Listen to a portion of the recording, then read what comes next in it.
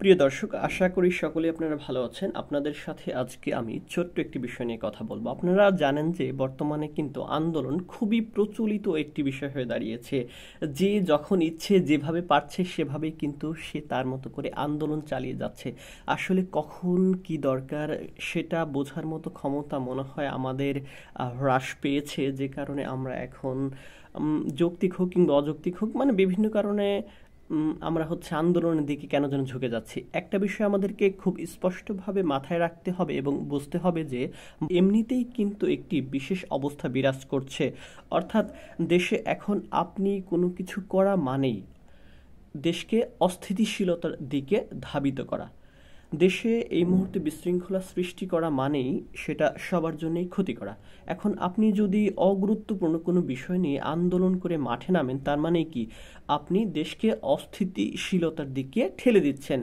এখন আপনি কিছু করবেন, দেশের আইন শৃঙ্খলা পরিণতির অবনতি ঘটবে। তাই এতদিন যেহেতু সহ্য করেছিলেন, আপনারা আরও কিছুদিন সহ্য করে থাকুন। অন্ততপক্ষে দেশে নির্বাচন হোক, এরপর নির্বাচিত সরকার আসুক, তারপরে আপনারা রাস্তায় নামেন। আপনারা এতদিন সব কিছু সহ্য করেছিলেন, কিন্তু এখন আপনারা বিভিন্ন দাবি, যৌক্তিক অযৌক্তিক বিভিন্ন দাবি নিয়ে আপনারা প্রায় প্রতিদিনই মাঠে নামছেন, যেটা দেশের মানুষের জন্য ভোগান্তিকর।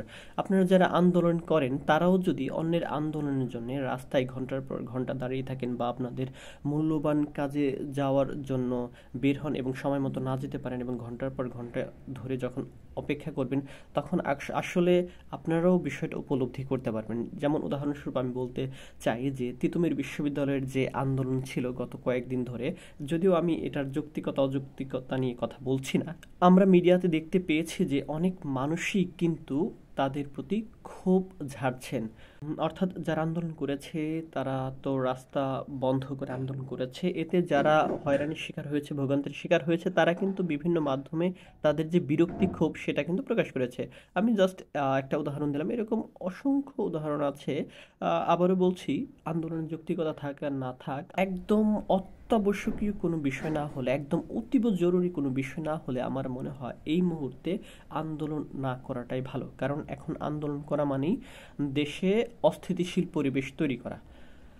তাই আমার মনে হয় যে প্রত্যেকেরই এই বিষয়টি মাথায় রাখা দরকার। কারণ দেশে যদি কোনো বিশৃঙ্খলা বা গোলযোগ তৈরি হয়, সেটা কিন্তু আমাদের সকলের জন্যই ক্ষতিকর। তাই দেশকে সুন্দর রাখার জন্যে এবং সকলের ভালো থাকার জন্যে, দেশের সার্বিক কল্যাণ এবং মঙ্গলের জন্য আমাদের এই বিষয়টি খুবই গুরুত্বের সাথে বিবেচনা করা উচিত বলে আমি মনে করছি। তো ধন্যবাদ সবাইকে। আজকের মতো এ পর্যন্ত, দেখা হবে আবার নতুন কোনো ভিডিওতে।